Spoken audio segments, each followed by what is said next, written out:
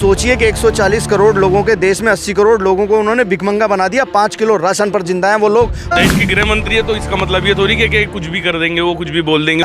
आजम खान मर्द का बच्चा है। आजाद भारत के इतिहास में नाम याद रखा जाएगा। आज आजम खान ये कहते हैं कि नरेंद्र मोदी देश के बेहतरीन प्रधानमंत्री हैं, वो जेल से बाहर होंगे, सारे मुकदमे बाहर हो जाएंगे। उन्होंने तो 15 लाख भी देने का वादा किया था, 15 रुपए नहीं दिया।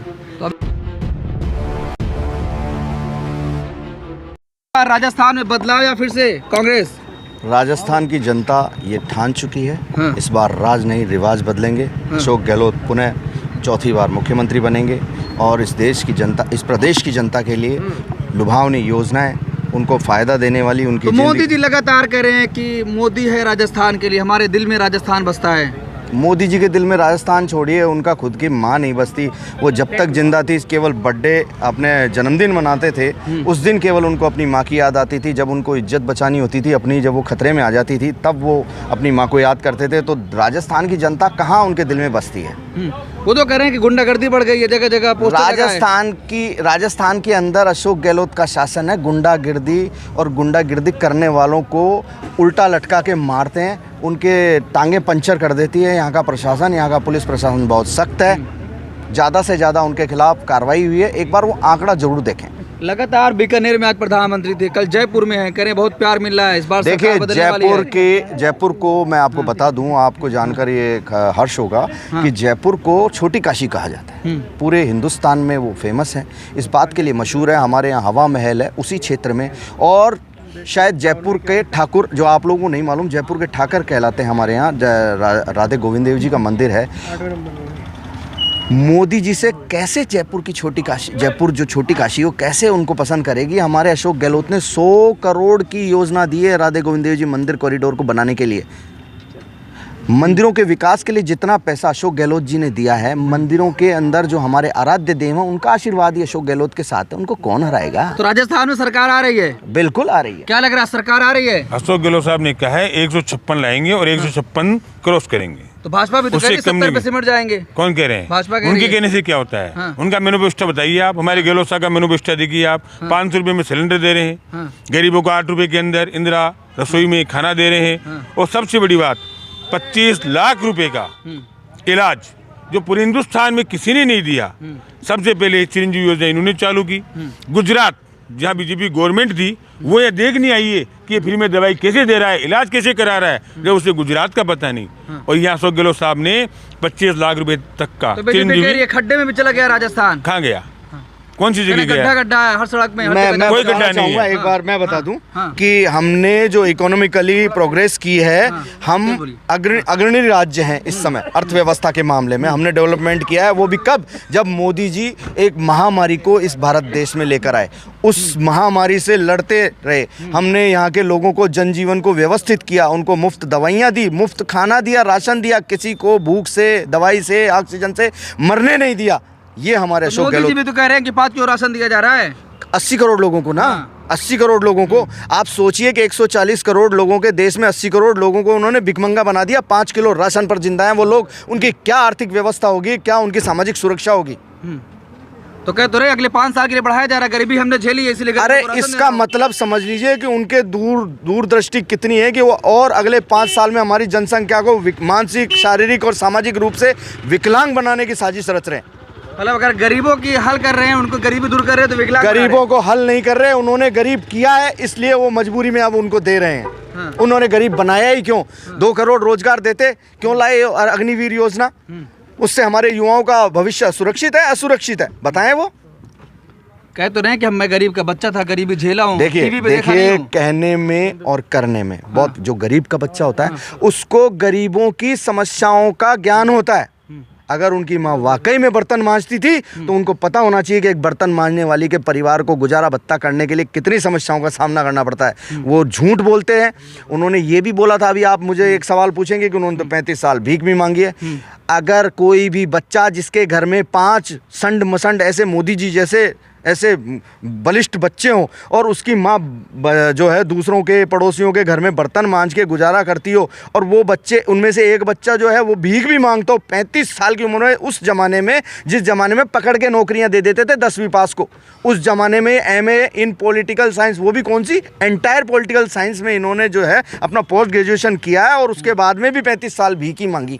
तो इससे समझ सकते हैं कि मानसिक रूप से कितने दिवाली हैं। जगह जगह लगाए हैं, जो राम को लाएंगे हम उनको लाएंगे, ये उससे भी बड़ी हिंदुओं के साथ इससे गहरा आघात कोई आज तक नेता भूतों न भविष्यति पैदा हुआ जिसने हिंदुओं की संस्कृति, उनके संस्कार पे इससे बड़ा कोई हमला किया हो।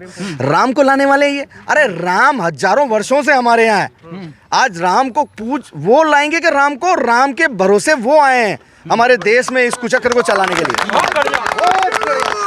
राम अरे इतना दिन से कहाँ थी कांग्रेस, क्यों नहीं ला पाई? क्या चीज? अरे राजीव गांधी ने ही पट खुलवाए थे भाई 1992 उसी राम जी के, और राम जी के लिए दुनिया को बताया था कि राम जी यहाँ, राम लला यहाँ है।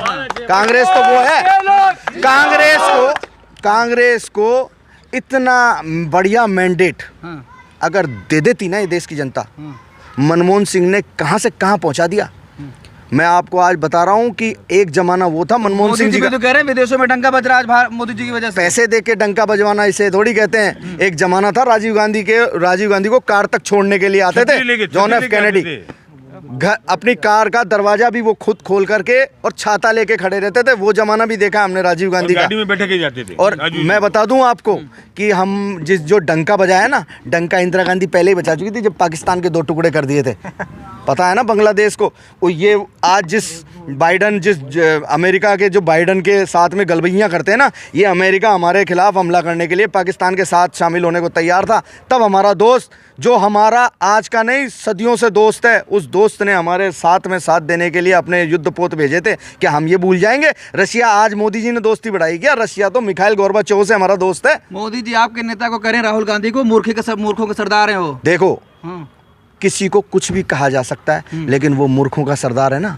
उसने इस पूरी दुनिया में और इस भारत देश में सबसे पहले ये कहा था कि एक महामारी आने वाली है, भारत की सरकार को अपने देशवासियों की जान माल और इसकी सुरक्षा करने के लिए तैयारी शुरू कर देनी चाहिए। कह रहे हैं कुछ भी कर लो, 3 तारीख को सरकार हमारी बननी है। अब ऐसे तो देखो, कुछ भी कर लो, क्या कर ले, हम EVM हैक कर नहीं सकते, ED भेज नहीं सकते, CBI हम भेज नहीं सकते, हम तो सिर्फ वोट दे सकते हैं और दिलवा सकते हैं जो हम दिलवाएंगे। तो क्या जनता वोट देगी कांग्रेस को? अरे एक तरफा देगी। वोट मिलेगा विकास पे, वोट अशोक गहलोत की योजनाओं को मिलेगा, अशोक गहलोत की उस भावनाओं को मिलेगा जो ये हर गरीब गुरबे के दिल की बात सोचता है, दिल की बात समझता है, उनकी बातों को सोच समझ कर अपनी योजनाएं बनाता है। मोदी जी कह रहे भ्रष्टाचारी कांग्रेस में आ गए, राजस्थान में सब। अरे भ्रष्टाचारी ये वही मोदी जी है ना जिन्होंने ये कहा था अभी 2 महीने पहले कि कोई भ्रष्टाचारी मेरा ताप नहीं सह सकता। पता लगा दूसरे दिन अजीत पवार उनकी पार्टी में थे जो 25,000 करोड़ के घोटाले के आरोपी हैं। लग रहा आपको? सवाल खत्म हो गया, माइक मोड़ लिया।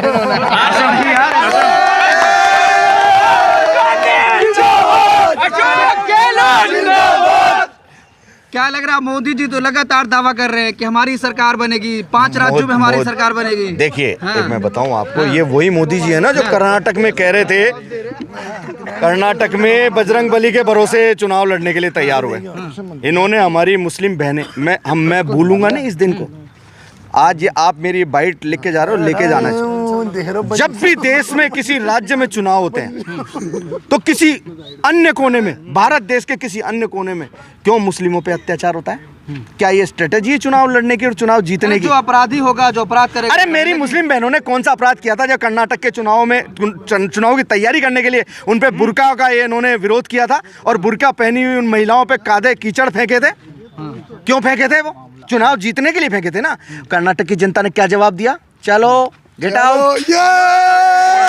राजस्थान की जनता भी गेट आउट करेगी इनको। तो कर्नाटक की तरह राजस्थान में भी होगा clean sweep, clean sweep. India जीतेगा, इंडिया, समझे ना, इंडिया जीतेगा। उत्तर प्रदेश के मुख्यमंत्री आते हैं कहीं बुलडोजर। अरे ये उत्तर प्रदेश के मुख्यमंत्री वही है ना जो योगी हैं।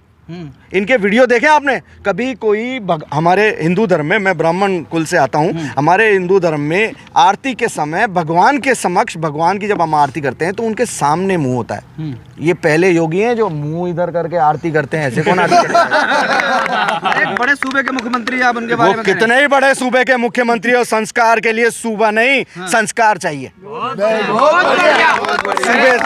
अपराधी ये वही मुख्यमंत्री है ना जो संसद में रोए थे मैं सांसद भी हूँ कि नहीं, मेरे संसद के सांसदी के सारे अधिकार छीन लिए गए, वही मुख्यमंत्री नहीं है सूबे के। तो कह रहे अपराधी थर थर कांप रहा है आज। कौन से अपराधी थर-थर कांप रहे हैं? ब्रजभूषण सिंह तो नहीं कांप रहे, वो तो ताल ठोक रहे हैं। उखाड़ लो उनका। हमारी महिला एथलीट पहलवानों के साथ में जो दुराचार हुआ, हटाते ब्रजभूषण सिंह को, भेजते पुलिस, भेजते ईडी। है आजम खान, अतीक अहमद। देखिए सुन लीजिए मेरी भाग बात, गए। मेरी बात, कौन भाग गया? आजम खान मर्द का बच्चा है, आजाद भारत के इतिहास में नाम याद रखा जाएगा। आज आजम खान ये कहते हैं कि नरेंद्र मोदी देश के बेहतरीन प्रधानमंत्री हैं, वो जेल से बाहर होंगे, सारे मुकदमे बाहर हो जाएंगे उनके, सारे मुकदमे खारिज हो जाएंगे। लड़ाई यही तो है। भी कह रही है 70 भी नहीं क्रॉस कर पाएंगे। देखिए बीजेपी तो कुछ भी कहती है, बीजेपी तो कहती है हम महंगाई कम करेंगे, करी। बीजेपी कहती है हम देश का माहौल अच्छा रखेंगे, करा। बीजेपी सिर्फ एक ही एजेंडा जानती है, हिंदुत्व। और वो हिंदुओं को, मेरे हिंदू भाइयों को, वो सिर्फ और सिर्फ ढकोसलेबाजी करके उनको बेवकूफ़ बनाने का काम करती है, और वो भावुक होके इनके साथ लग जाते हैं। लेकिन असली विकास चाहिए मोदी को, लाइए। कौन किसको चाहिए असली विकास? असली विकास तो हमें चाहिए, हम आम जनता को चाहिए, और वो अभी तक 2014 से हमें दिख नहीं रहा कहीं। क्योंकि मोदी जी ने जो भी वादे किए थे, 15 लाख आए क्या? वो तो कुछ भी कहते हैं, उन्होंने तो 15 लाख भी देने का वादा किया था, 15 रुपये नहीं दिया। तो अमित शाह कह रहे 47 तक सपना मत देखो, हमारी सरकार रहेगी। कौन अमित शाह? वही जो गुजरात से तड़ीपार थे, वो अमित शाह की बात कर रहे हो? जिन्होंने देश के गृह मंत्री है, देश के गृह मंत्री है, तो इसका मतलब ये थोड़ी कि कुछ भी कर देंगे, वो कुछ भी बोल देंगे। उनका पहले इतिहास देखो कि वो किस तरीके से तड़ीपार थे, गुंडे थे, मवाली थे। आज वो सर्वोच्च पद पर बैठे हैं, तो उसके बावजूद भी उस कुर्सी का सम्मान उन्होंने नहीं किया। और देश के लिए क्या किया उन लोगों ने? देश के लिए कुछ नहीं किया, देश का माहौल ख़राब किया है, देश में सांप्रदायिकता फैलाई है, देश की गंगा जमुना तहजीब पे चोट पहुंचाई है। ये काम जरूर बीजेपी ने किया, इसमें जरूर अव्वल हुए हैं वो। तो 3 तारीख को क्या होने वाला है राजस्थान में? 3 तारीख को नया सूर्योदय होगा, 3 तारीख को नया सूर्योदय होगा, 25 साल का इतिहास टूटेगा, दोबारा कांग्रेस पार्टी रिटर्न होगी।